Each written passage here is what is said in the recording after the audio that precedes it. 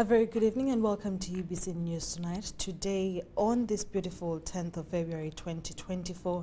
Thank you so much for watching UBC TV Inspiring Uganda. Welcome to UBC News Tonight with me, Sharn Kyomugisha. In our top stories over there, the Secretary General of the ruling National Resistance Movement, Richard Todwong, has told Ugandans that President Yoweri Museveni will be on the ballot paper come 2026. Todwong says that the way Uganda is currently requires a leader who understands the country and not an amateur. This was during the belated Liberation Day celebrations in Serere, where Minister of State for Fisheries Helen Adoa told NRM leaders to embrace unity, accusing the opposition of exhibiting double standards. Henry Okurut reports.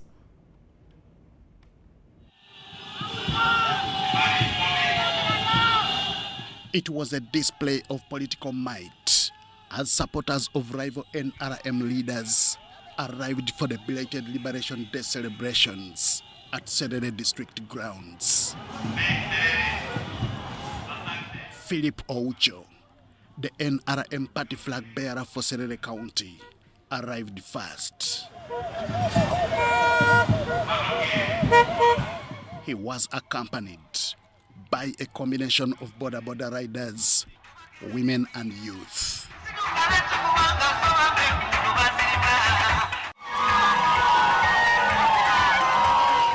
Then came the triumphant entry of Emmanuel Omoding, the current Member of Parliament for Serere County. His arrival was both dramatic and an exhibition of political muscle. It was from here that he met his political arch-rival, Philip Oucho. The duo that contested in the Serere by-elections in 2023 became friends thanks to belated NRM Liberation Day celebrations. And for my brother, the Honorable Omondi, you know I love you. God bless you. I have no issue with you. When the time comes for politics, we shall square it. Thank you for coming. Working together will bring development in Serere.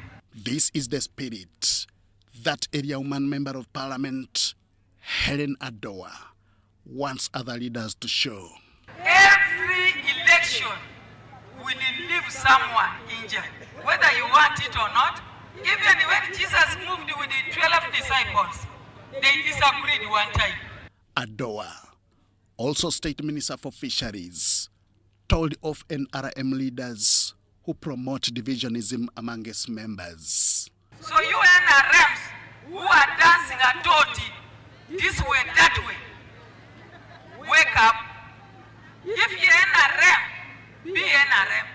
She equally hit at area opposition leaders over castigating government programs. Today we are celebrating NRM. You are not here. NRM is bad. But when NRM donates a road, you are the first to be in the grader. I'm launching. When NRM is donating ambulance, you are the first to launch. And yet NRM is bad. It will not work anymore in Serere. The Secretary General of the NRM, Richard Todwong, had arrived earlier. He listened and took notes. But our biggest problem as NRM is not external, it's internal in the house. Todwong put to rest the question of whether President Yoweri Museveni will seek re-election in 2026. This country, Uganda, the way it is, without somebody like President Museveni, we are prone to get disaster. Thank God that he is strong and ready to serve this nation. We cannot afford to hand over this country to amateurs. Serere district was known to be an opposition stronghold, a trend which has since changed. We are ready in Serere to put Musei back 2026. There is no day we sit in the cabinet that Honorable Ellen doesn't speak about you, the people of Serere. The belated NRM celebrations in Serere adopted the national theme of building a country we all cherish. Henry Okrut, UBC.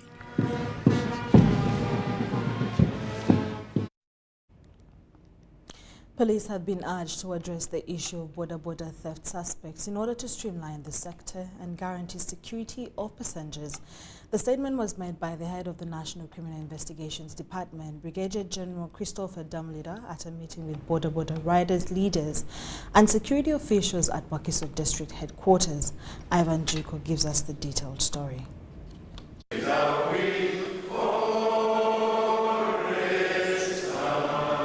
The meeting, attended by DPCs Wakiso RDC Justin Mbabas and Kampala Metropolitan Police Commander Stephen Tanui, was aimed at strengthening relationship between security forces and border riders with the sole objective of curbing crime.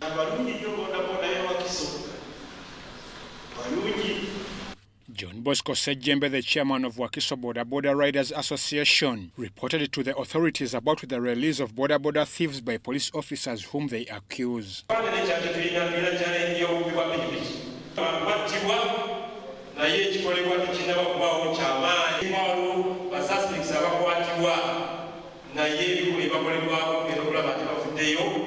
The riders requested government to consider those in the border business to also benefit from government-funded programs for sustainable development.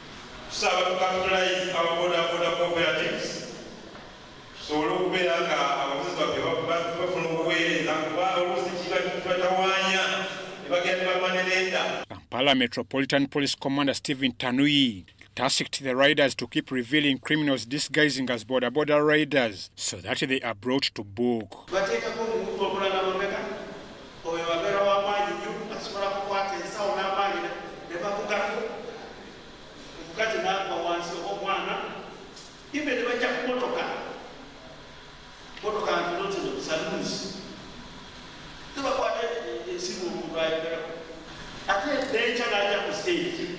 So there are people hiding in this industry who are not the right people to be there. So already we are some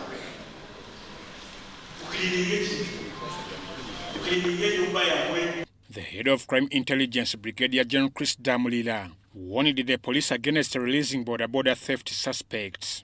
Balaganti sometimes police teba feedback ku ba criminals oba ku babbi ba border abakwatibwa. Era munda byengampa komanda wa police ebiragiro ono mu Kampala okulaba nti cases ezo naddala ezirimu abantu ababba border kwa abantu abamu ababba border ate battana abaana ba border cases ezo tugenda zitekako amaanyi ag'enjawulo. He urged the riders to be cautious on the road and ensure safety of their lives and those of their passengers. Tukoze okunoonyereza gye buvuddeko nitwaba nti waliwo akakwate wakati wa omuntu atalina mulimu n'obumenyi bw'amateeka nti chances alati omuntu atalina mulimu ajja kwekanga nga yenyigidde mu bumenyi bw'amateeka okulaba nga asurvivinga. So abaana ba boda bwe tubayambako okutereeza sako zaabwe ne basobola okwewola ne basobola okufuna boda ku ssente entonotono ne basobola n'okukola emirimu emirala nga bakozesa ssente ze beewoze ne bafuna ssente. The RDC Wakiso Justin Mbabazi requested Brigadier John Damlia to focus on border riders for self-development as he has been working with ghetto youths for empowerment. Nsaba okuvolwalira ejjero mu maaso tiimu eri wano bawulize nga bw'oyambye ghettos n'ebirala tusaba kati otukwatireko naffe boda ye Wakiso. I'm Ivan Juko for UBC.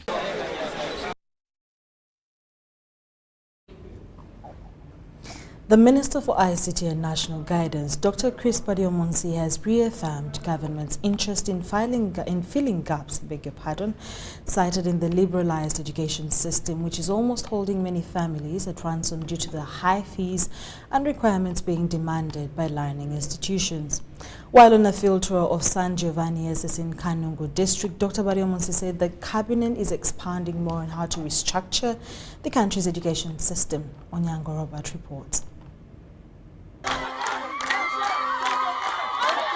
Ever since the reopening of this year's school calendar on 5th February 2024, there have been wider concerns from members of the general public about the exorbitant school dues and requirements, with many faulting government for failing to regulate the industry.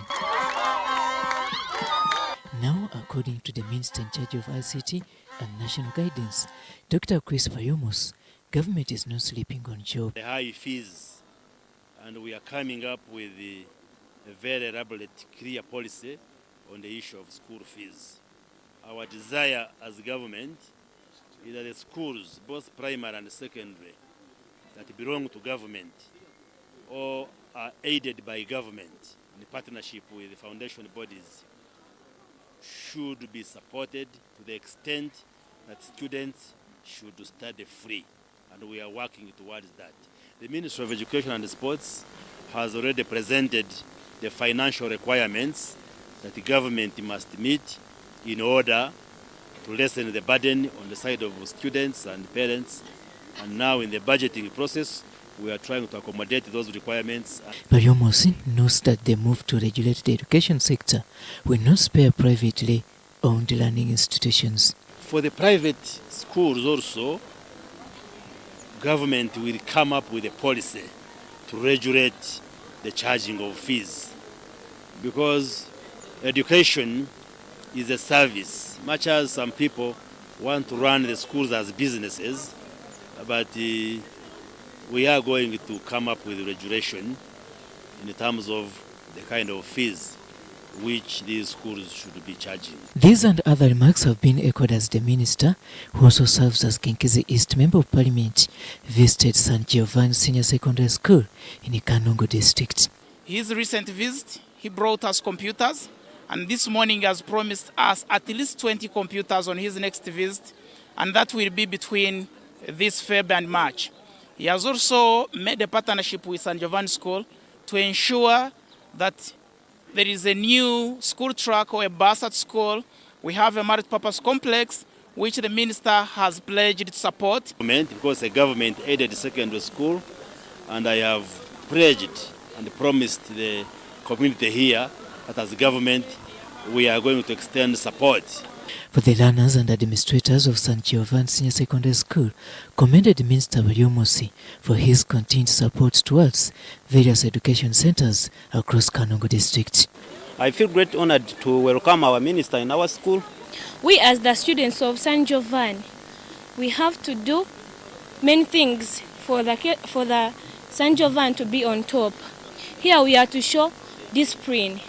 Discipline is number one to the students, so that we can read our books, be respectful to our teachers, and have cooperation. We are privileged to have the Honorable Minister here. Everything will be good because he has promised so many things. The building, the track is going to be renovated. The school itself has come up with a motto, St. Giovanni to the top. And we have agreed as stakeholders, government, foundation body, the teaching staff and non-teaching staff, the parents, to do our part, and also the students to do their part in order to uplift this school. Robert Onyango, UBC News.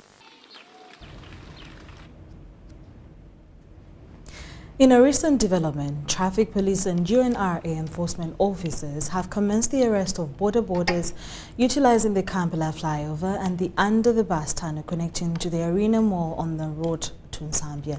This action comes after prior communication from the Ministry of Works and Transport Minister General Edward Katumba Wamala instructing the halting of border borders at this point.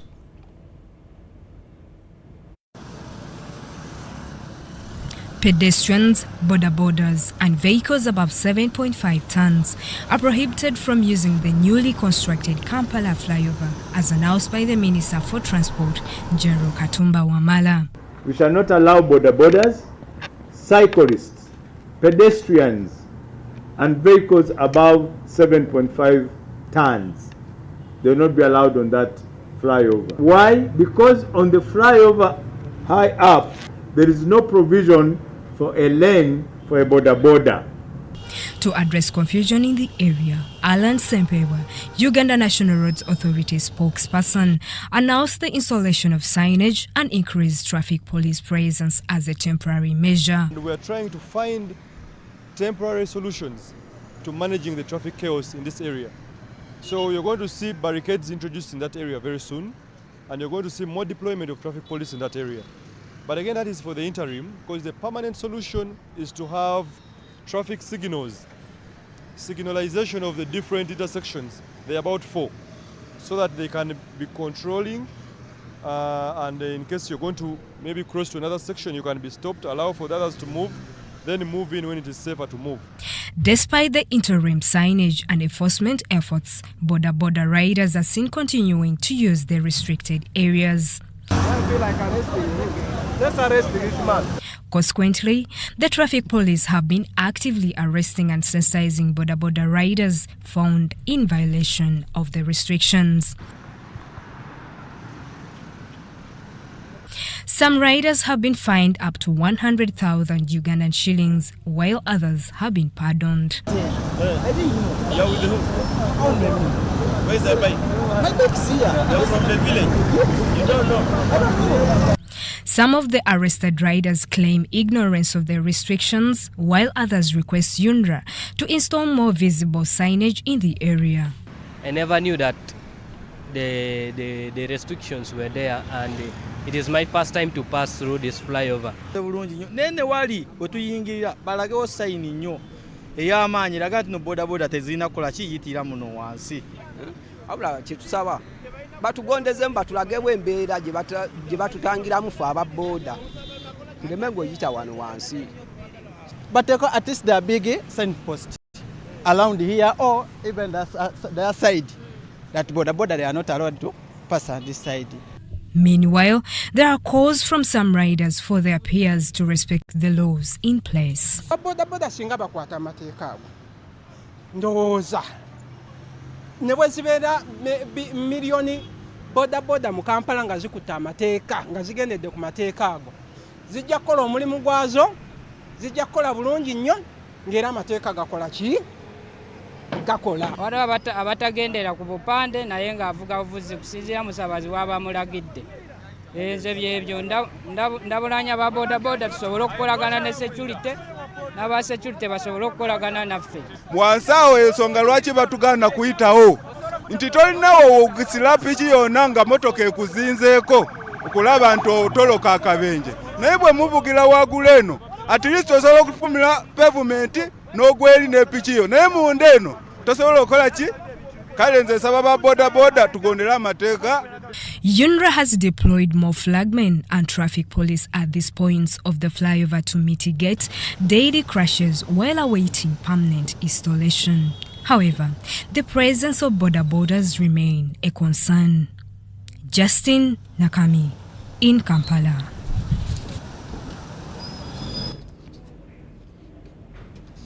Thank you so much, Justin Nakami. Government has made important strides in working on non-sector actors and development partners to operationalize the United Nations Security Council Resolution 1325. The Permanent Secretary, Ministry of Gender, Labour and Social Development, Agre Chibenge, points out that Uganda started the implementation in 2008 with the aim to promote women, peace and security agenda. Details follow. In 2008, government started implementation of the United Nations Security Council Resolution 1325 with the aim to promote women, peace and security.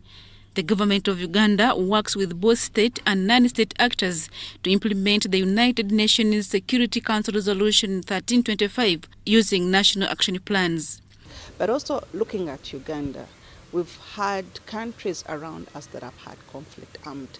But we are not only talking about absence of war or armed conflict. We are talking about conflict starting from the mind, conflict within our own settings, in our communities, and that's when GBV comes in. GBV is gender-based. Care International is one of the non-government organizations helping to implement national action plans by implementing projects that reduce conflicts, such as women economic empowerment.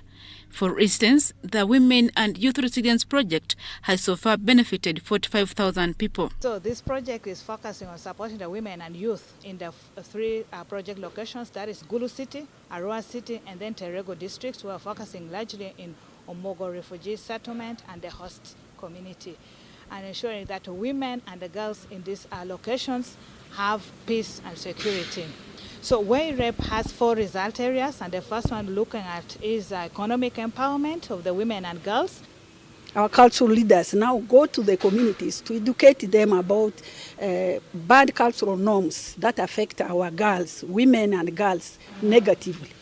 So it has helped us. Again, the resource envelope of local governments is very small. When you come up with an ordinance, there is that financial implication. But now if partners come to your aid, that means you will be able to get support from partners. The Permanent Secretary in the Ministry of Gender, Labour and Social Development, Agure Kibenge, points out that tackling issues that affect women, peace and security is critical in reducing vulnerability of women and girls. And the idea being that they need to promote women participation in those areas that enhance peace and security. For example, women participation in governance, in the local governments, in decision making, in mobilization of the women and the young people. And one of the messages I was putting to them is that participation should be premised on an awareness that is created that helps minimize those conditions that breach peace. Two city authorities, Arua and Gulu, have been supported by Care International to localize National Action Plan 3 to take stock of issues that affect women, peace and security at district level. Adia Nakute, UBC.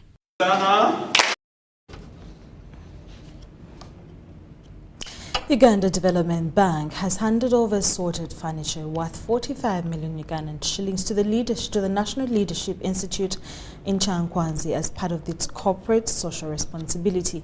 The donation comprises of a consignment of library desks, computers, laboratory chairs, attendant and reception desks, among other items. Take a look.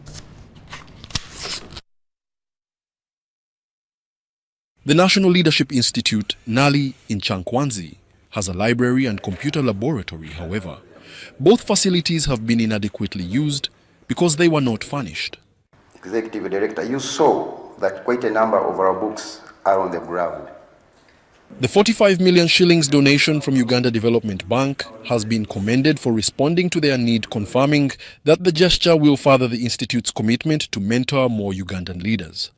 Of course, during our stay last year, we had an interaction with the leadership of the Institute, and we thought we would do something that would cement our relationship and partnership with the Institute. And I think that is just the beginning and one form of partnership, and we look forward to identifying a lot more opportunities. The 45 million shillings donation from Uganda Development Bank has been commended for responding to their need, confirming that the gesture will further the Institute's commitment to mentor more Ugandan leaders. You promised us here to send some technical person to come and advise us on how we can secure a development loan for this place. Because I think we were assured that we qualify, we only need to be advised on how to go about it so that we can develop this place without necessarily looking at government funds. When you go along Dwaniro, is the biggest dairy farm in Dwaniro, which has benefited from Uganda Development Bank. And the people around here were able to benefit, including me. The National Leadership Institute, Nali, has a long history of providing ideological direction to Ugandans in order to enable them to regain their patriotic power, freedom and independence. Wadulo Mark Arnold for UBC News in Chankwanzi. Now, of course, the Deputy Commander of the Special Forces Command, Brigadier General Chariot Bainababo, has commenced the SFC primary schools for their stellar performance in last year's primary leaving examinations. Brigadier General Bainababo, who is also the representative of the Uganda People's Defence Forces in Parliament, made the remarks on Saturday as the chief guest during a celebration party for the good grades of SFC primary schools that took place at Nsamizi Army Primary School in Entebbe. The SFC Deputy Commander thanked President Yoweri Kaguta Museveni for setting up the universal primary education and universal secondary education that have helped children of poor Ugandans to attain education. That we are able to take our children to school as servicemen and women so as to avoid overstretching ourselves to get the big monies that are paid in private schools. Much as we still opt for those schools, but there are schools in place. AME schools where we are supposed to take our children so that we can save from what we earn and we are able to engage in other endeavors. For example, if all soldiers are able to take their children to the AME schools, both primary and secondary, they would be able to save some money so that they engage in socio-economic transformation. Brigadier General Bainababo further appreciated the First Lady and Minister of Education and Sports, Mama Janet Museveni, for supporting the education sector. SFC, we have shared with you the resources that are at our disposal. This we have done, one, as our duty, but also to ensure that the quality of education of our schools improves. And here today we are celebrating the result that you have appreciated the support and you have done your best to achieve the grades that you have achieved. So as you go to secondary school, choose your priorities and focus. All these leaders you're seeing here got to where they are by choosing priorities and focusing on them. Do not engage in these new vices of drugs and homosexuality. You don't need them. All you need is education. The head teacher of Unsamizi Army Primary School, Francis Kato, who represented the head teachers of SFC schools, appreciated the tireless efforts put in by the SFC administration, focusing on how best the schools in their best areas of jurisdiction can academically perform better. At Unsamizi Army Primary School, out of the 80 candidates, 21 got Division 1 and 59 got Division 2. Kia Alenolai, UBC News.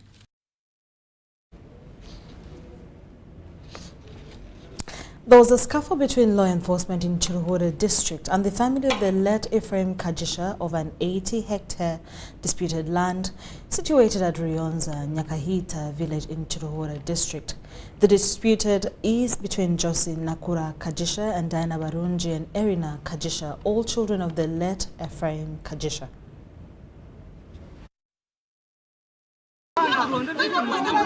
The dispute land over 8 hectares is between Jeshe Nakura Kagisha and his siblings, one Diana Birunji and Erina Kagisha, both children of the late Ephraim Kagisha. In the issue which is before the family court in Machindi, Diana Birunji and Erina Kagisha accused their brother Jose Nakura Kagisha of fraud, intermeddling with the late Ephraim Kagisha's estates, and illegal selling over 100 heads of cattle, among other offences. On Saturday, Nakura, accompanied by his siblings, tried to access the dispute land, but all in vain.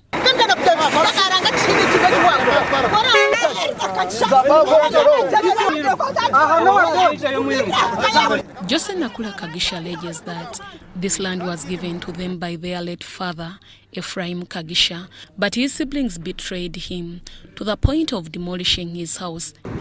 They demolished it as well to get evidence because they have been saying, I'm lying. Yabanza yamporio Josi. Wenye na uruha kakamuzana n'umukazi w'umukazi waruhu. Mbwe n'aba kuza n'abashomesa.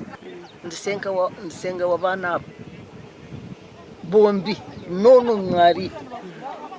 Bwe narindi awo kitawagenda kufa natugamba nazara bana. Nakula alleges that the dispute lost after Uganda Electricity Transformation Company Limited bought and paid 300 million for part of the land, but his siblings gave him no single coin. baheza kutandika kutunga general kuba supporting no kwombeka enju twakumanya eritaka ero bakubinga mu nyanyabo byose ero kwiga mu byose barubagane baringanisa atagira wakizondisha bagenda umurenzi bamukwata bamutwara mukomera entebe tugenda katubwo turaba ntukubarembera tubujyayo. During the process of touring the land, OCCID Tindibwa Peter was forced to arrest Jesse Nakura Kagisha. However, it was impossible, thus resulting into a scuffle.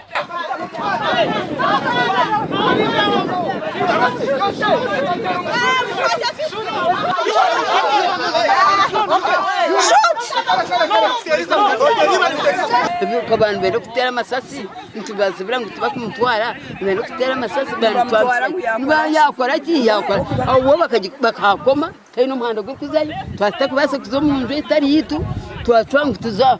Buganda David, who was the executor of the late Ephraim Kagisha's property, condemned the act of Diana Birungi and Erina Kagisha towards their brother Jesse Nakura Kagisha. Ata amashanyarazi ngo gakaraba gakwatane ngenshi ohurire bwanyuma nakuri yahize nahangutu oguno mhara oriyo no mtabani no goshenyina yo mnyanya.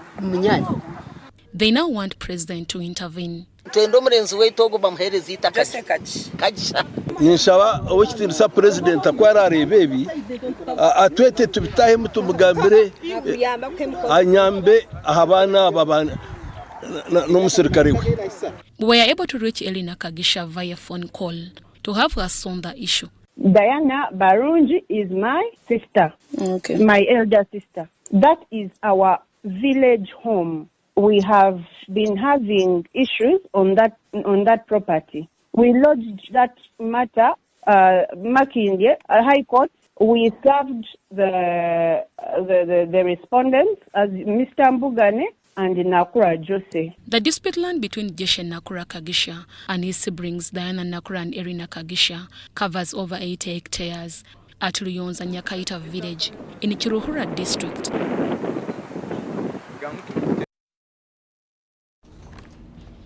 Apologies on the tag. That scuffle actually happened in Chiruhura district, and that of the family of the late Ephraim Kagisha over an 80-hectare disputed land situated in Ruyonza, Nyakahita village in Chiruhura district.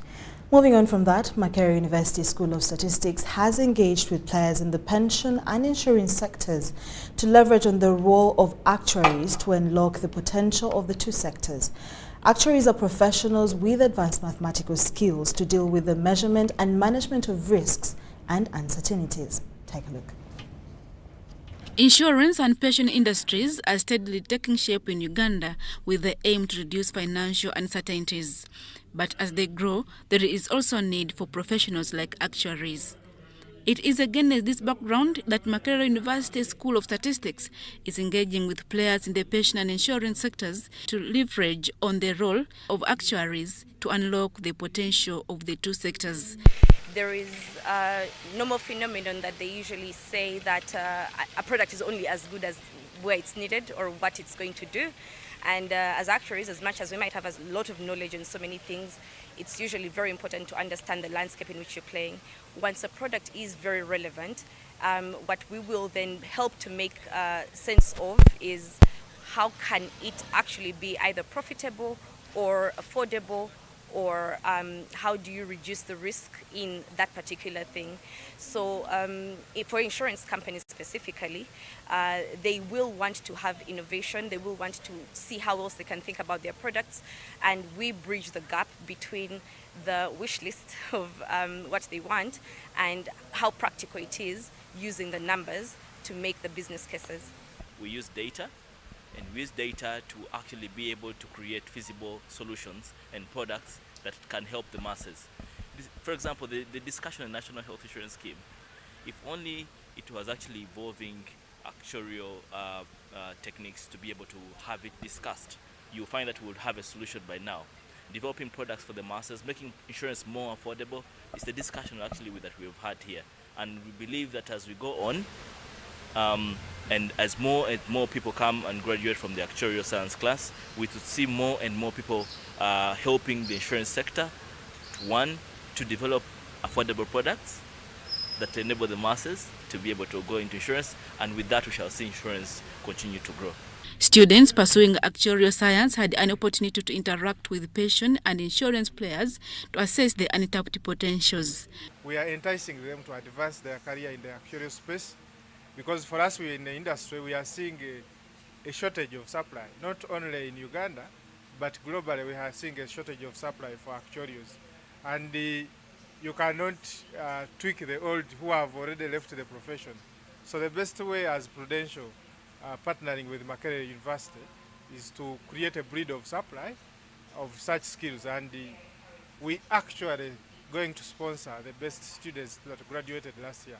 5 of them are going to be sponsored to do professional exams to again enhance the supply of such skills which are currently scarce. Actuaries have also been urged to develop products that help in solving societal challenges by looking at non-traditional practices. Adia Nakute, UBC.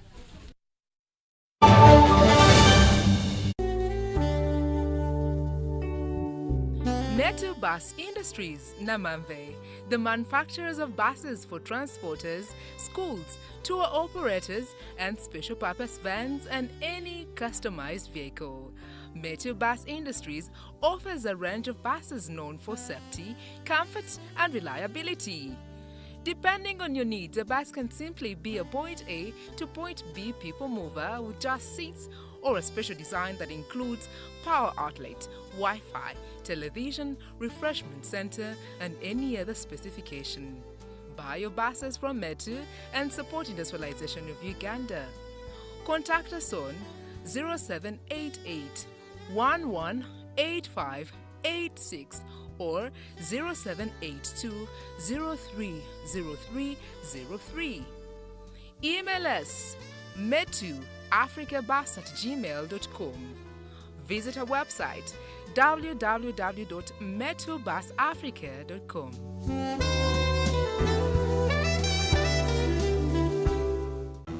Fred! Osmosis. Freddy!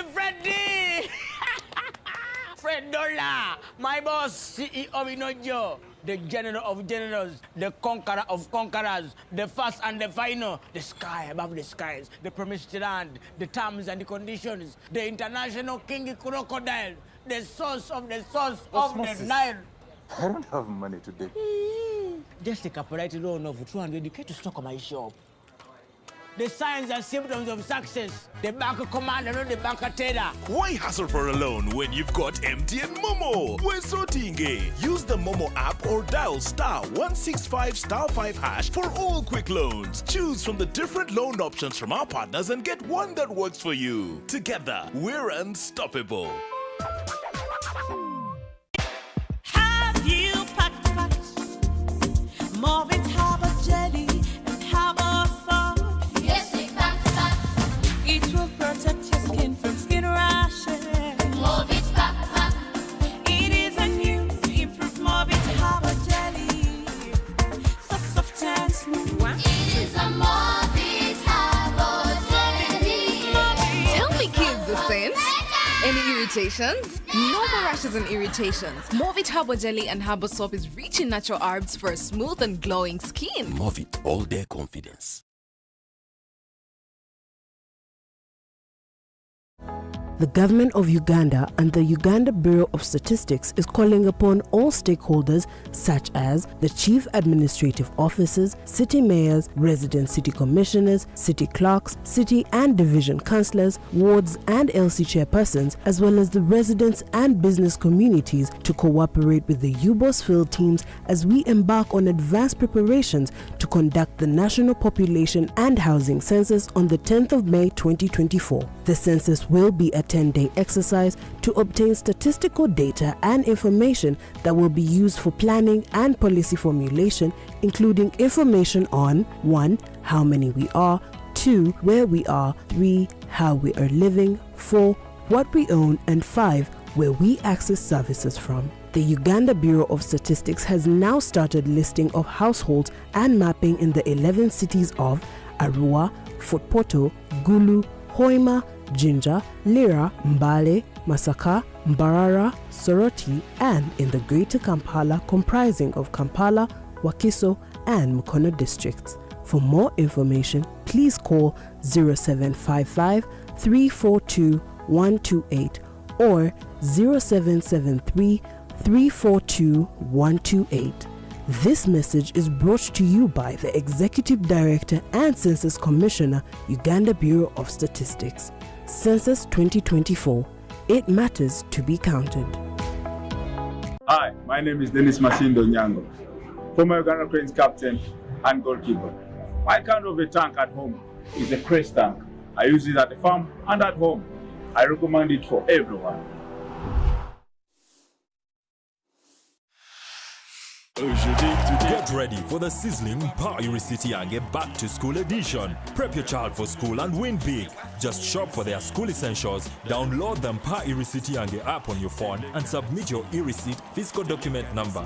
There you have it. A brand new refrigerator, a shopping spree, the newest electronic devices, or even a fantasy family vacation may be yours for the taking.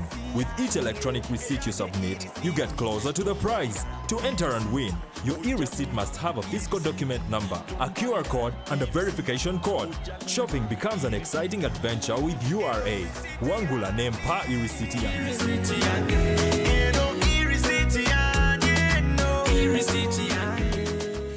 Uganda Revenue Authority, developing Uganda together.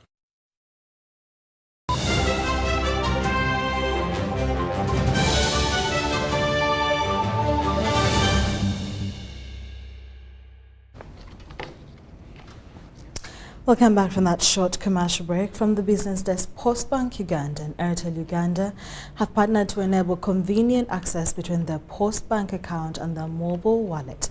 With Postbank's Wendy mobile wallet, transactions can now be made to Airtel Money subscribers at zero charges. This revelation was made during the launch of the Airtel and Postbank's partnership in promoting financial inclusion at Wendy premises. While 53% of the population is benefiting from mobile money services, only 10% access traditional banking.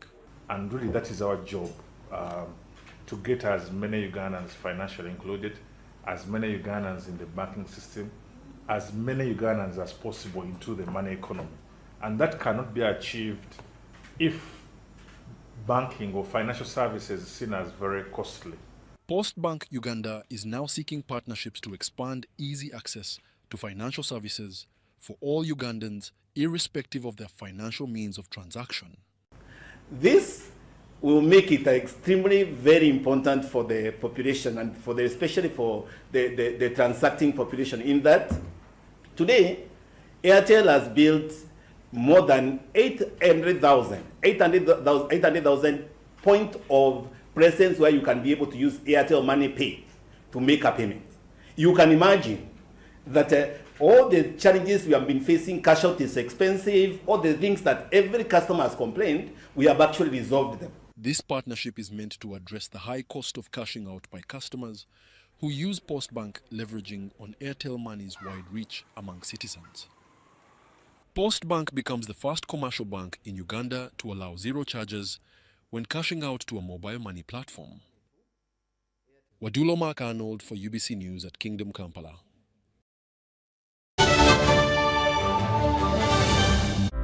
Ebiseera by'okuzaayo abaana mu masomero tebiteekwa kukaluubiriza n'akatono. Eno kusimba nnyiriri mpanvu, kano kalippagano ka bidduka. Simanya kuzunga na banka siripsi.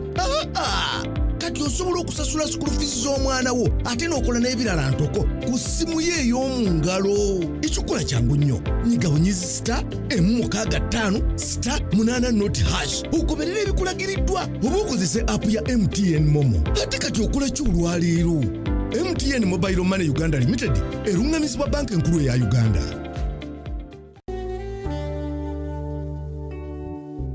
Netu Bus Industries, Namamve, the manufacturers of buses for transporters, schools, tour operators, and special purpose vans and any customized vehicle. Metu Bus Industries offers a range of buses known for safety, comfort, and reliability. Depending on your needs, a bus can simply be a point A to point B people mover with just seats, or a special design that includes power outlet, Wi-Fi, television, refreshment center, and any other specification. Buy your buses from Metu and support industrialization of Uganda. Contact us on 0788 118586 or 0782 030303. Email us metuafricabus@gmail.com. Visit our website www.metubusafrica.com.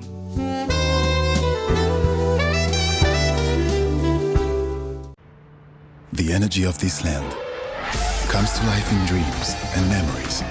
It lights up in these nights and leads us to new horizons. It pushes us to go further and see bigger. The energy of this land comes from here. It comes from Africa, and it vibrates in each of us. Empowered by Africa. Oryx Lubricants, powered by Africa. Thank you. Hello, Eric. Come and see my new home. Are you looking for the best quality paint for your dream home?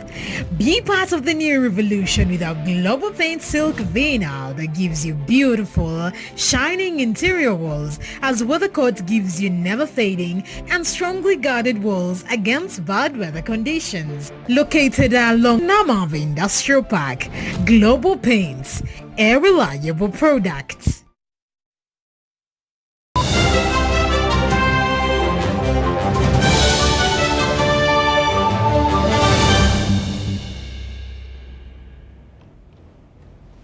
Welcome back from that short commercial break. In our last segment of our news in the sports world cross-country champion Jacob Kiplimo has added another title to his rich history after triumphing at the National Cross-Country Championship in Tororo. Take a look.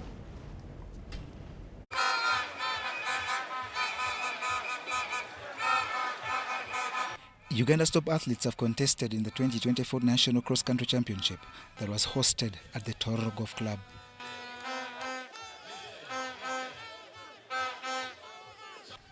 In the senior men's race, the reigning world cross country champion Jacob Kiplimo, in a time of 29 minutes, 3 seconds and 8 microseconds, triumphed over a field that had several stars.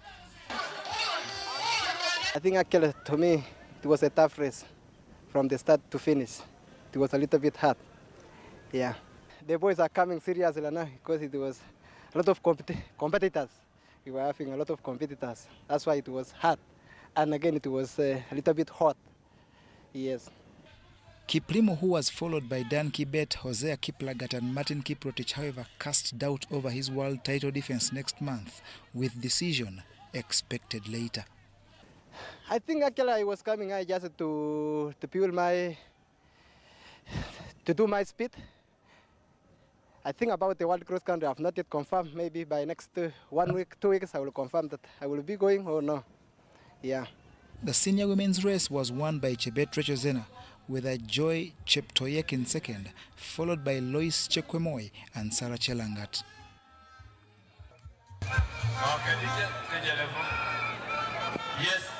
The under-15 category was won by Matthew Kiplagat in the boys and Faustine Chepteris among the girls.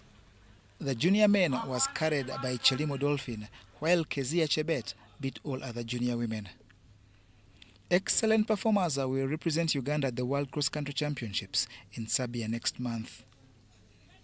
Uganda Athletics Federation will choose from the others that finished decently to take part in the African Championship due later this month in Tunisia.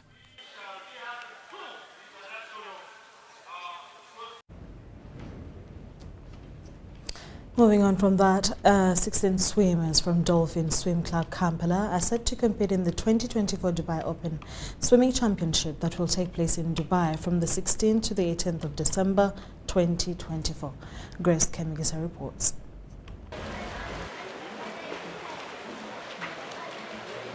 Recognized as a highlight event in the Middle East's swimming calendar, the Dubai Open Swimming Championship attracts numerous swimmers from amateurs to record holders, Olympians, among others. Dolphin Swim Club Kampala is among the 4 clubs from Uganda that will take part in this year's event. This championship is an age group championship which looks at juniors who are 12 years and below, but also youth and teens which are 13 years and above. So as a team, we're taking 16 athletes and we hope that we'll be able to compete favorably and also earn that experience in an international level.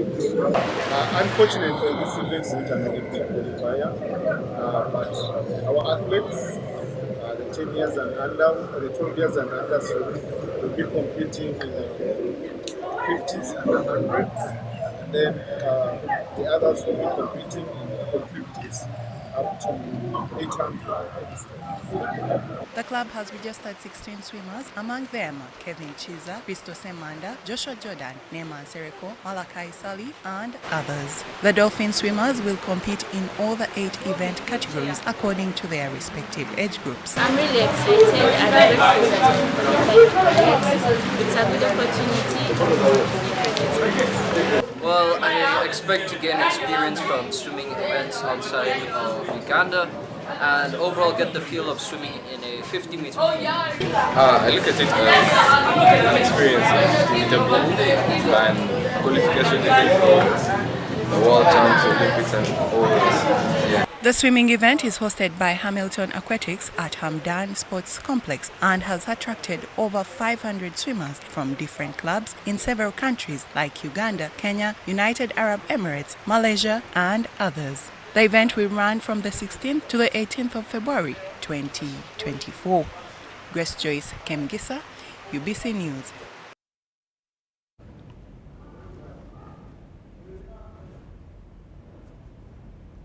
The Buganda Kingdom Sub-County Football Tournament continues this weekend with action in 4 venues: Budu, Bulemezi, Chagwe and Buvuma.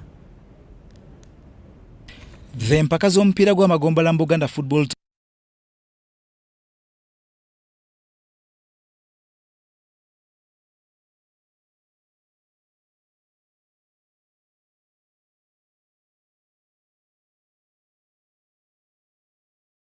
Chagwe, Buvuma and Budu, the places to be this weekend. Budu, Chagwe and Buvuma witnessing the second match day, while Bulemezi is just getting started. The mpaka z'omupiira gw'amagombola mu Buganda Football Tournament is a fresh initiative by Buganda Kingdom aimed at talent identification and talent development. It's in each sub-county named after the Kabakasaza chief, with Chadondo, for instance, being called the Kago Cup. It's been embraced across the 18 counties of the kingdom with a single whose action gets underway next weekend, launching its organizing committee. Ssaabasajja Kabaka bwe yakwasa abavubuka omulembe guno omutebi tusobodde okutongoza olukiiko olunaatambuza ebyemizannyo mu ssaza Ssingo, ate era tusobodde okutongoza olukiiko olugenda okutambuza omupiira omwaka guno 2024 ogw'amasaza naddala ssaza Ssingo, ate tusobodde n'okutongoza olukiiko olukulembera amagombo olugenda okutambuza empiira gy'amagombolola mu ssaza Ssingo. Wano wenkubiriza bannassingo, enteekateeka zino nga bwe ziwedde zimaze okutongozebwa, twagala buli omu yeenyigiremu akole ekyo ky'ateekeddwa okukola. Okusooka byonna twagala abakugu mutuyambe okulaba nti ensonga eno tugijjamu bulungi. Twagala abavubuka mwetabe mu nsonga eno mu bulungi. Twagala abavujjirizi bannange mujje mutukwate kubanga ebyemizannyo ssente.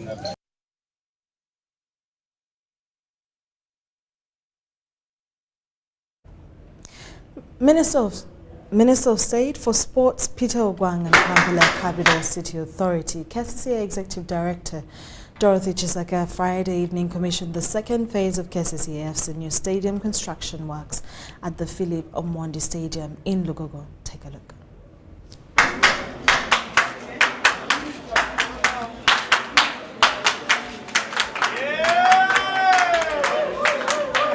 The biggest part of the work on the development of this stadium will be done in this phase, as expressed by the KCCAFC chairman, Engineer Andrew Muchibi. This phase basically is comprising completing the superstructure of the primary stand. And what is involved in that superstructure? We are going to put up columns. We are going to construct 2 slabs that are going to be part of the stands where players will be watching the stadium from. Then we're also going to construct the roof of the primary stand in this phase. In addition to that, we are going to undertake all the partition works. We are going to partition all the visitors' rooms. We are going to partition all the offices, all the boardrooms, all the toilets, all the shower rooms, all the dressing rooms. Any issue that requires partitioning is going to be done in this phase. In this same phase, we're also going to partition the residences of our players, because we are going to have a camping facility here. We are also going to have some rooms for the selected VIPs. We're also going to have rooms for the press, the press, and all this is going to be done in this phase. While commissioning the second phase of the stadium construction, Minister of State for Sports, Peter Ogwang, commended the club management for the good job well done and urged the other government-owned clubs to pick a leaf. That is the initiative why I want to applaud the leadership of the current ED of cases, and specifically the people who are managing the club here for the work well done. I am very happy as a Minister of Sports for the government investment here. This is what we need to do. And I call upon all other clubs which are owned by government, for instance, URA, I expect them now to think of having their home grounds. The KCCA Executive Director Dorothy Kisaka expressed joy in what the club has achieved so far, as she promised more good things to come. The technical arm and the political arm must work together if we are going to get these great results like what we are celebrating today. Visionary leadership, teamwork, and hard work is going to cause us to have a state-of-the-art stadium in Kampala City. The second phase of the stadium construction is projected to cost 10.3 billion Uganda shillings and will run for a minimum of 8 months starting Monday 12 February 2024. The construction project is manned by Sajay Construction Limited. The Philip Omondi Stadium in Lugogo is one of the facilities proposed to be used as a training ground for the upcoming AFCON 2027 tournament that Uganda will host with Kenya and Tanzania. Grace Joyce Kyomugisha, UBC News.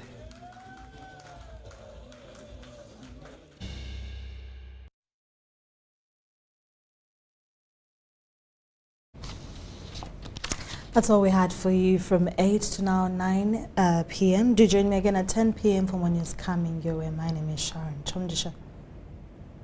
Good evening. We welcome you once again to our daily weather forecast from the Uganda National Meteorological Authority. I'm Jasper Ainebina.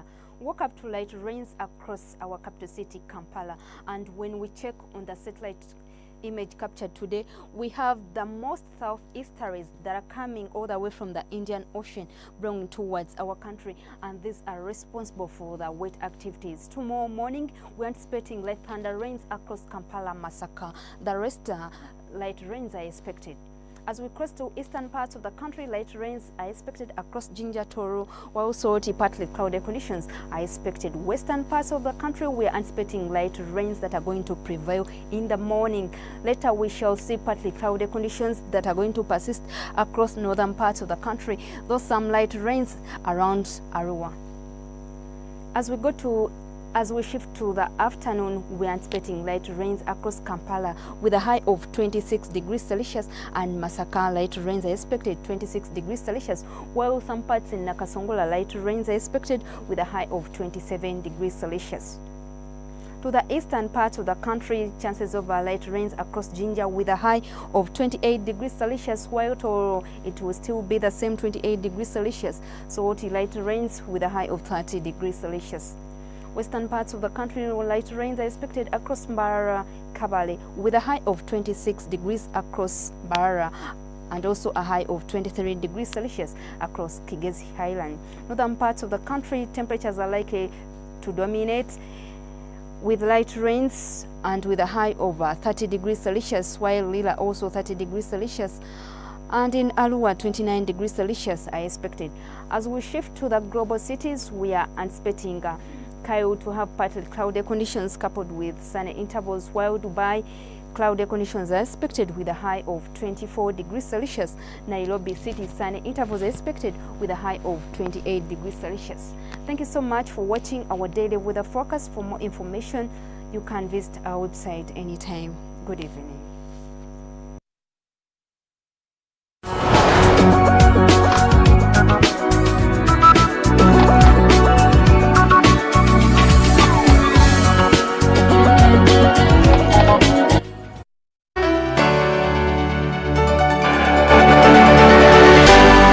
UBC, inspiring Uganda.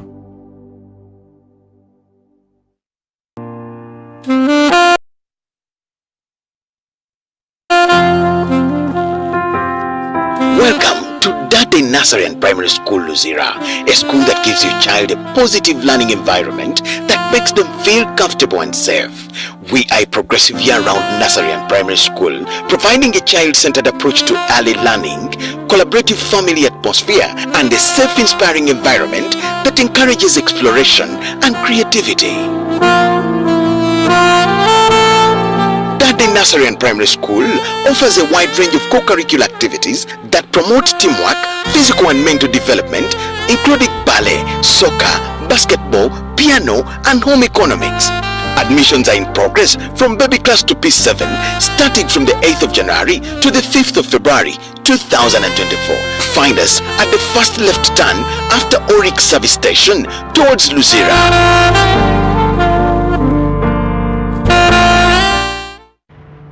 The energy of this land comes to life in dreams and memories. It lights up in these nights and leads us to new horizons. It pushes us to go further and see bigger. The energy of this land comes from here. It comes from Africa, and it vibrates in each of us. Empowered by Africa. Oryx Lubricants, powered by Africa. Thank you. Hello, Eric. Come and see my new home. Are you looking for the best quality paint for your dream home? Be part of the new revolution with our Global Paint Silk Vinyl that gives you beautiful, shining interior walls, as WeatherCoat gives you never fading and strongly guarded walls against bad weather conditions. Located along Namavi Industrial Park, Global Paints, a reliable product.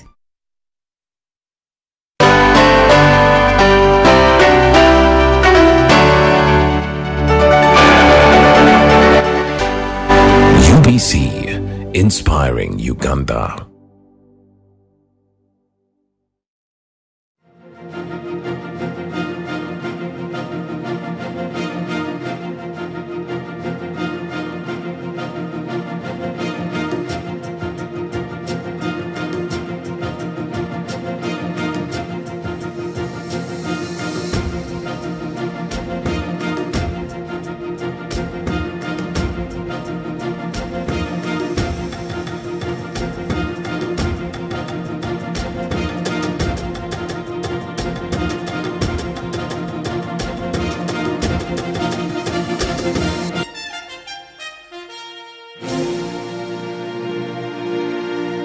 It's another episode of the Business Roundup right here on UBC, and as usual, we are glad you've tuned in.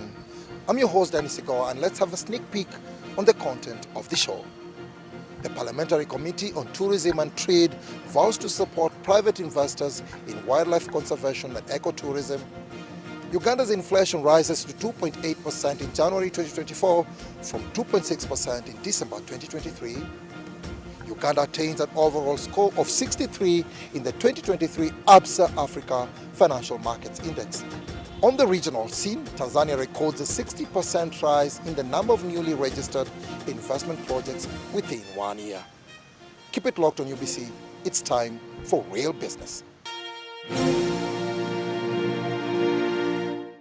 And on to our first story. The Parliamentary Committee on Tourism, Trade and Industry embarked on a fact-finding mission to assess Uganda's tourism sites, focusing on Western Uganda.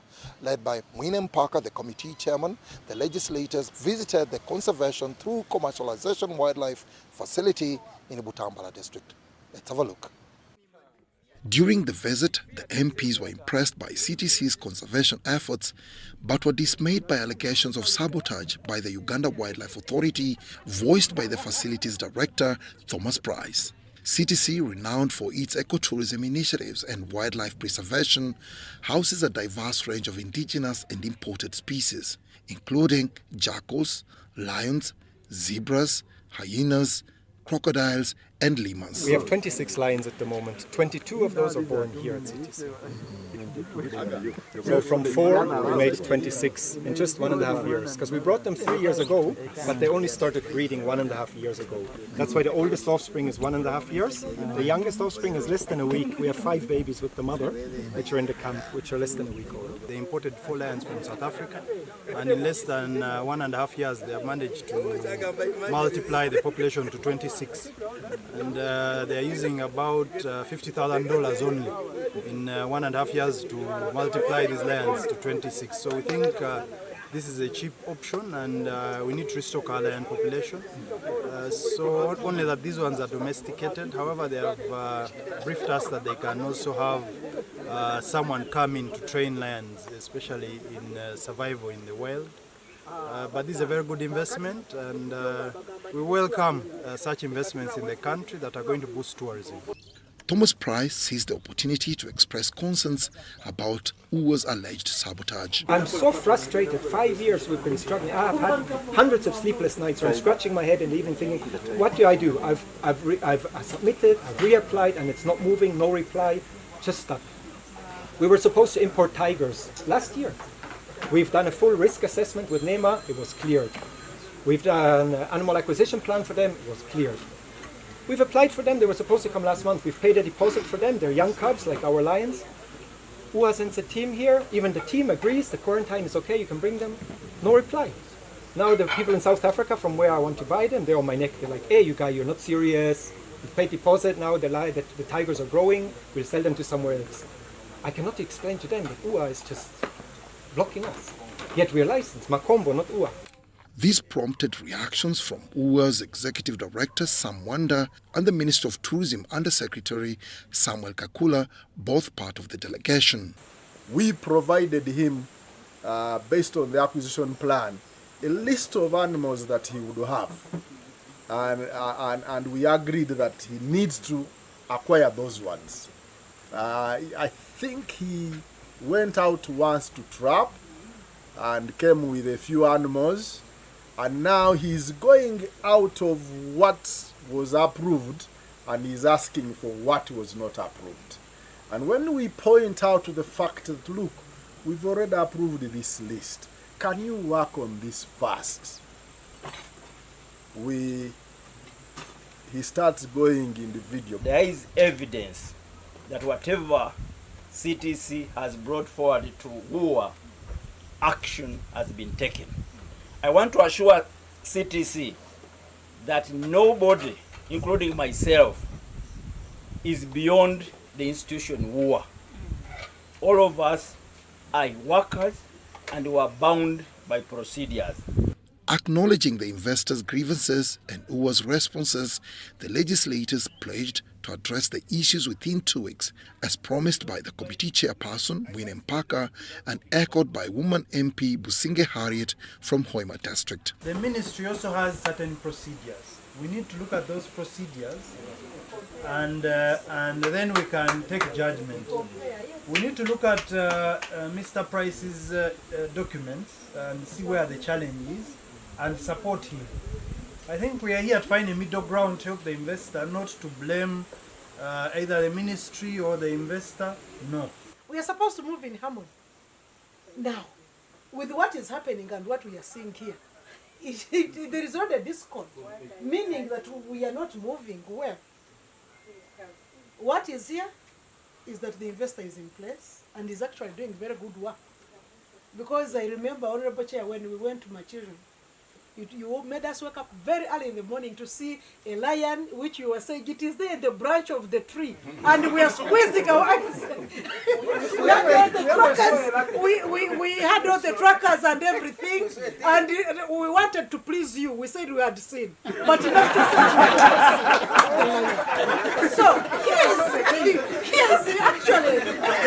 Despite the challenges, CTC remains committed to its vision of becoming the largest privately owned conservation facility. To achieve this dream, the facility seeks government support. Dennis Igor for the Business Roundup.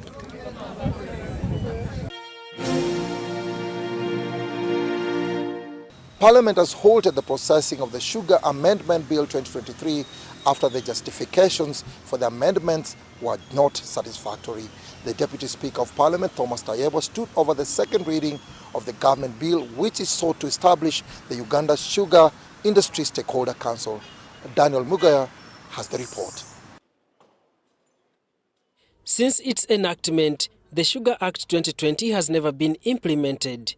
Government, through the Ministry of Trade, Industry and Cooperatives, says there are no funds to aid the implementation of the Act.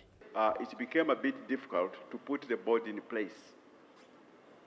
First, we would not have the resources to put the board in place. To address the challenge, government, through the Sugar Amendment Bill 2023, seeks to introduce a third party under the Uganda Sugar Industry Stakeholder Council to replace the Uganda Sugar Board, which has no room in the Consolidated Fund.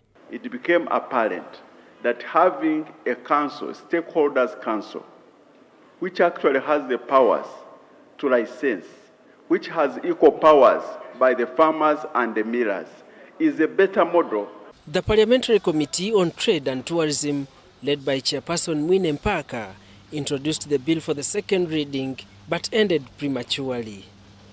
So if the Ministry of Trade thinks that changing the governance structure so that more powers is removed from them and given to the millers, to the farmers. In fact, I should be complaining why we are not giving even powers to us, the consumers, the final consumers who pay the price.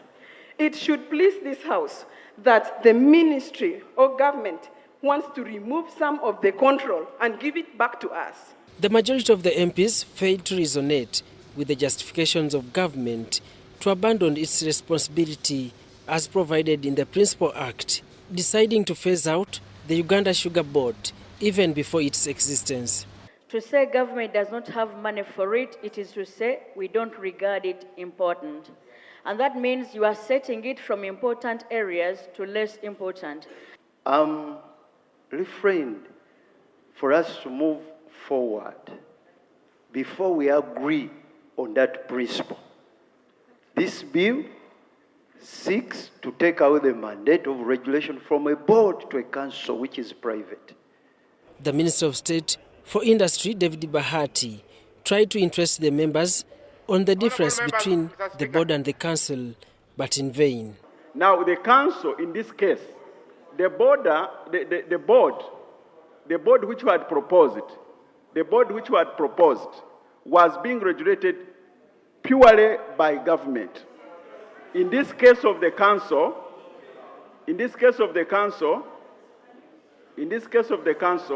we are having the millers, we are having the farmers. The council is making recommendations to the minister. I'm wondering, we are going to every step of the clause, but I'm not even given an opportunity to propose an amendment to this bill. Are we proceeding well when I'm being closed out? Yet I'm a full shadow minister of trade and industry. The MPs also questioned how the proposed private entity will contribute the revenue to the Consolidated Fund and how government will control and influence on the intended private entity. The Deputy Speaker, Thomas Tayebwa, who had started chairing the Bills Committee stage, ruled to stay the Sugar Amendment Bill 2023 to allow the Attorney General to guide the House on the way forward. Where does government get the power to create a private entity? And then you say, you private entity, you will pick from your pockets and fund. The Sugar Act 2020 provides a formula to determine the sugar price of sugarcane sold to millers, but the bill seeks to amend the formula in accordance with the international norms. I know sugar is sweet, and the debate on sugar is also sweet. But, Mr. Speaker, I beg to report that the Committee of the Whole House has considered a bill entitled the Sugar Amendment Bill 2023 and stood over it, deferred it here. Thank you. Daniel Mugoya, Gloria Gutabinji, UBC News.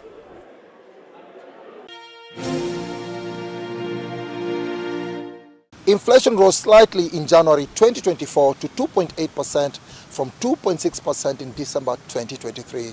This is in line with the December 2023 projections, says Bank of Uganda Acting Governor Michael Atingi Ego. Core inflation rose to 2.4% from 2.3% in December 23. Other goods inflation rose to 1.3% from 1.2%. Services inflation also increased to 3.9% from 3.7%. Inflationary pressures remain subdued, reflecting the continuing vanishing effect of the supply-side shocks, declining inflation around the world, and tight monetary and fiscal policies. In addition, improved domestic food supply at the back of favorable weather conditions has driven down food inflation. Central Bank notes that the Uganda shilling depreciated against the US dollar by 0.6% month-on-month and 1.6% quarter-on-quarter in January 24 compared to an appreciation of 0.04% and a depreciation of 2% respectively in December 2023. These appreciation pressures are a result of increased remittances into our market from those in the diaspora, and also weakened demand for forex by the various firms and what have you as we move into the Christmas season. But at the beginning of the calendar year, we normally see a depreciation in the currency because after this, the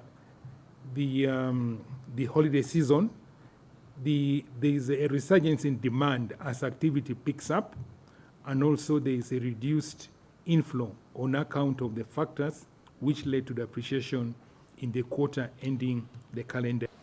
GDP growth for quarter one of the financial year 2023-24 was 5.3%, down from a revised 5.4% in the previous quarter. Despite the revisions, growth in financial year 2022-23 remained unchanged at 5.2%. Wadulo Mark Arnold for UBC News.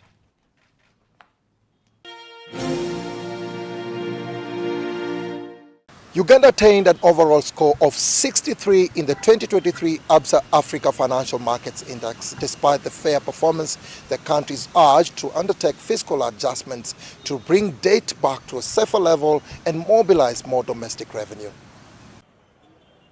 Uganda's ABSA Africa Financial Markets Index score declined to 62.8 in 2023 from 64.4 in 2022, though the country maintained its fourth position in the index. The decrease was mostly driven by weaker performance in excess of foreign exchange. Yes, we are fourth, but to me, we need to do a little bit more to increase on that on the index, and I think we can be able to really get there. I also tried to look at the other countries, how they are performing, and it's true, I think it came from Jeff or Nikhil, that should be really a learning process for us. What is it that I can borrow from Rwanda that I can not Rwanda, any other country, to make sure that Uganda can be able to improve its position? However, the country fared better in macroeconomic environment and transparency. Its score rose by 1 point to 86, retaining the second place. Other pillars where Uganda performed relatively well include legal standards and enforceability and market transparency, tax and regulatory environment. The survey suggests areas of improvement. This includes building liquidity in domestic markets and boosting capacity of local investors.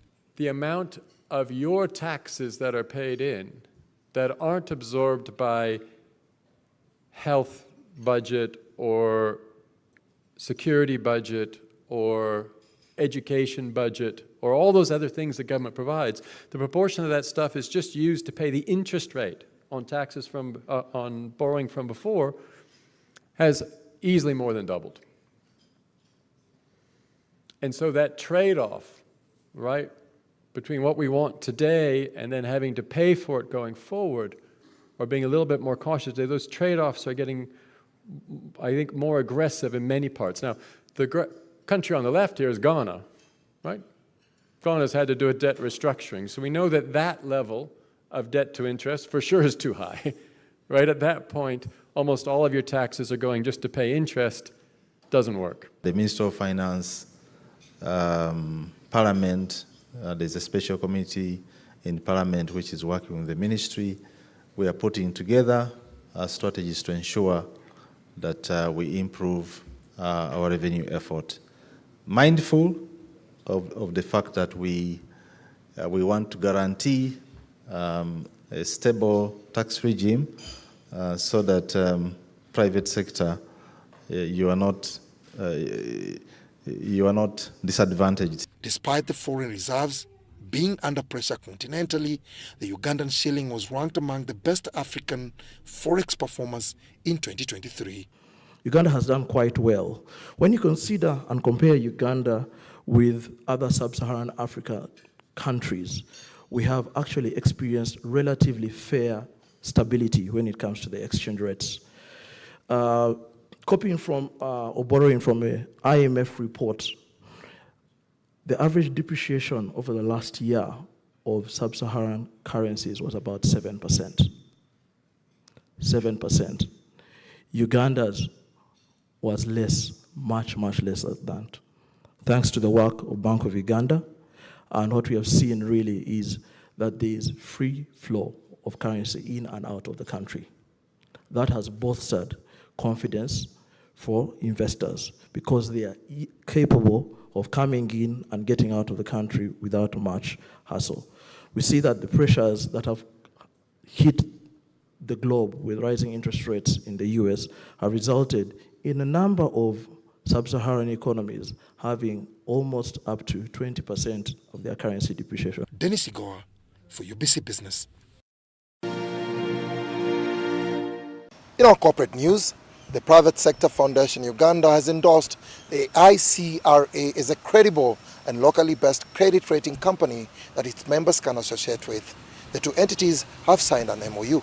ICRA becomes the first international but locally based credit rating company operating in Uganda, overseen by Central Bank. Because PSFU is cognizant of the need to catalyze business, it was necessary that we work with institutions that have been very successful elsewhere. Among the things that many businesses suffer is the need for them to be confident to access credit.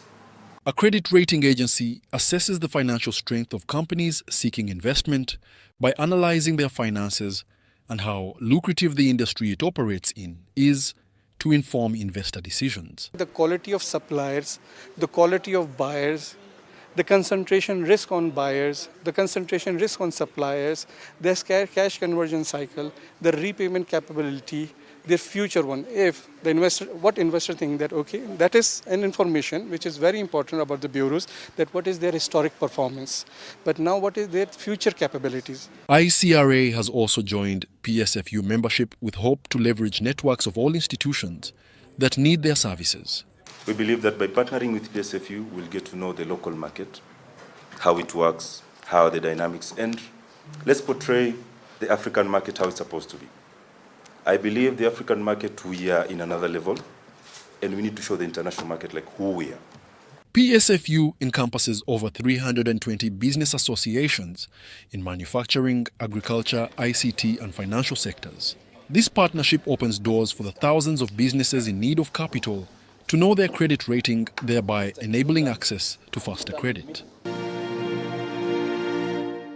And from across our borders, Tanzania Investment Center says it has recorded a 60% rise in the number of newly registered investment projects within 1 year of adopting the new Investment Act of 2022. The government says it is eliminating the challenges affecting the growth of foreign direct investment in the country. Let's have more from CGTN. So let's just start at understanding how Tanzania's investment climate has been changing over the last couple of years. We've heard a lot, lower middle-sized economy and all that, but what has been changing? We have a new investment act that came into operation in December 2022, and within it, it has made Tanzania one of the best investment destinations in Africa. 3 things that law did. 1, it opened up the opportunity to invest by enshrining within the law the incentives that investors will get. 2, it has made it easy for investors to come in, start business and operate in the country. And the 3rd thing, it has a very sober process of mediation and arbitration should there be any challenges that investors face, which make investors feel quite safe to invest in Tanzania. What are some of the measures or policies that the Tanzania Investment Center, your agency, has been doing to sort of be a part of this transition, this improvement? We have brought together 12 government institutions, which means when you come to Tanzania through only one government agency, here the TIC, you will be able to register your business, to get your tax accreditation, to get your work permits, your residence permit, and everything else that is required for starting a business as well as operating your business. That ability of making this opening and compliance processes quite easy has made us one of the favorite places for businesses to start.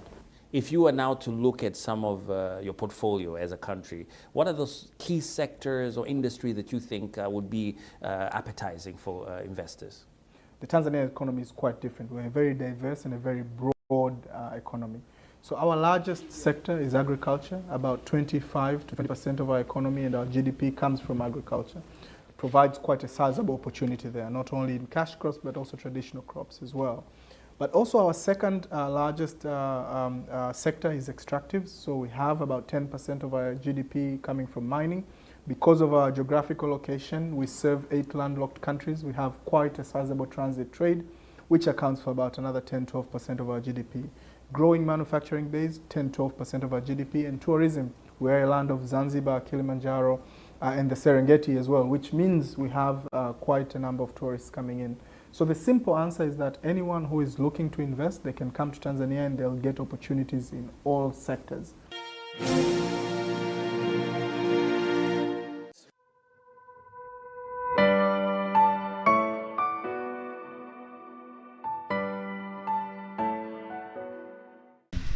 Remember, we did not have an airline in this country for over 20 years. So are we going to be recruiting only from one source and then waiting for 4 months for them to get online? When will this airline grow? So we have to recruit around the region. We will recruit. We will recruit more cabin crew. We will recruit more pilots. But Uganda does not have all the pilots that we will require. We will definitely recruit people from around us, regionally and internationally. We will recruit.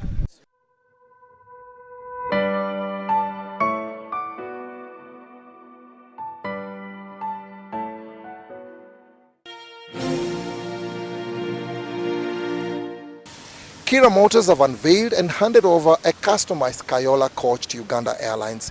Uganda Airlines is the first client to buy a Kayola bus from Kira Motors. Let's check this out in our Sounds of Business.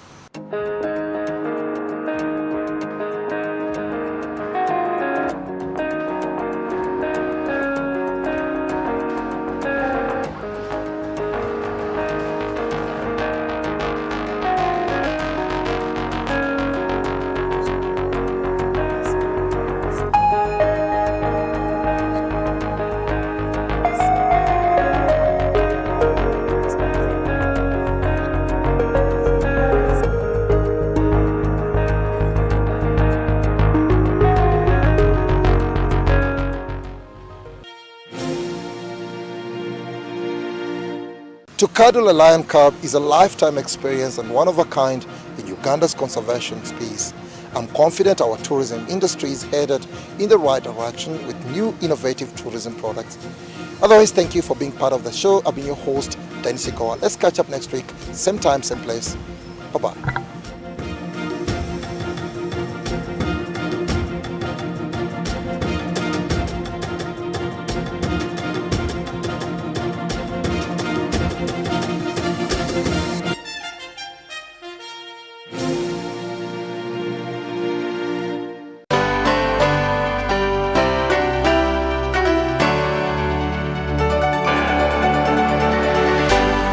UBC, inspiring Uganda.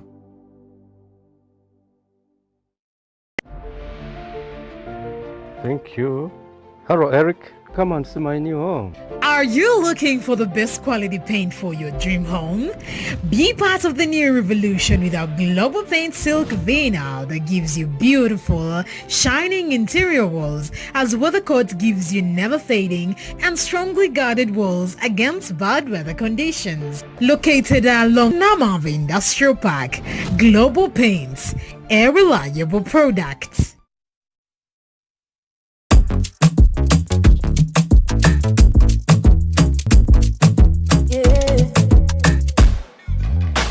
Eno bwenuma nga nywako kumiru time era nga nozako bwenva mutuliro mumiro nga nywako mu ofisi ya kwafinera gwe munywerayo hydration time yeye kagwe nywako the only water that can quench my thirst, yeah. Aquafina we are good, good. Aquafina hydration that is good, good. With essential one Aquafina is my drinking water, my love. In the production process of Aquafina, we expertly filter every drop, providing clear and perfect tasting water to help you keep hydrated with the added benefit of minerals. Aquafina is bottled by Pepsi Cola International in Uganda and is available at only 1,000 shillings.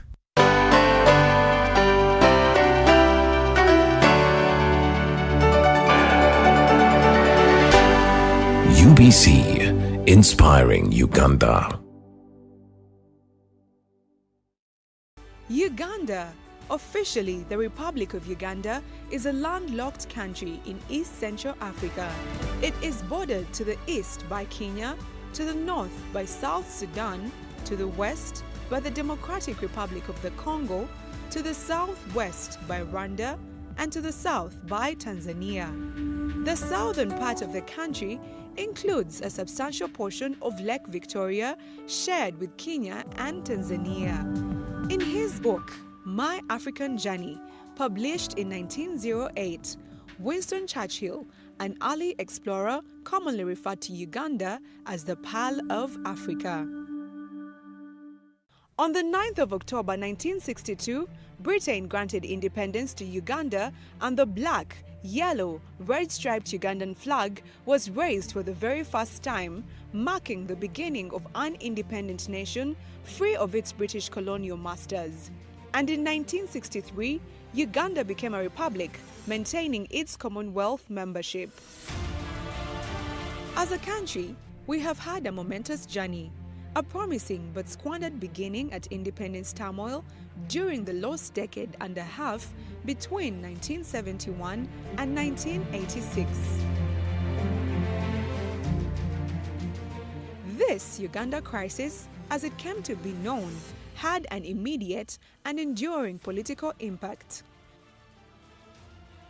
With several self-defeating causes like abolition of kingdoms, expulsion of Asians, banning of Pentecostal churches, killing of great leaders, civilian mass murders, military brutality, and insurgencies. In spite of these numerous obstacles along the way, which were all defeated, the country recovered and has steadily progressed since then to date. The New Dawn. In January 1986, the National Resistance Movement subsequently established a new government with Yoweri Museveni as the president. Since assuming power, Uganda has had a steady progress during the 35 years of NRM rule. The country's infrastructure, notably its transport and communication system, is being rebuilt, and with great service delivery in other sectors of energy, education, health, water, defense and security, agriculture, tourism, oil and gas, economy and industrialization. What is the address of money? The four sectors, either commercial, agriculture, industries, or services, then ICT. Which address have you gone to, or do you intend to go to? Where are you going? The four sectors are there for money. The medicine for poverty is money. Stop okukolera ekintu kyonka. Each keken maraki. The security sector. Security is an essential condition for sustainable development. The role of the state and its security forces directly impact upon the opportunities for sustainable development and people's physical security. With peace, security, prosperity and hope restored by the NRM government, Uganda is secure from corner to corner, and this has enabled socio-economic transformation. The Uganda People's Defense Forces, UPDF, remains a pro-people's army built on strict discipline, anchored in the code of conduct and on good leadership, and continues to defend and protect the sovereignty and territorial integrity of Uganda. The land forces have safeguarded every inch of this country from any incursion. As a statutory institute and service arm of the Ugandan military, the Uganda People's Defense Air Force, UPDAF, has protective wings of the nation and has played a big role in promoting national peace and security. To further tighten the security detail as a nation, local defense units, LDU, as an auxiliary element of the UPDF, have been gradually recruited to boost security, especially in urban centers.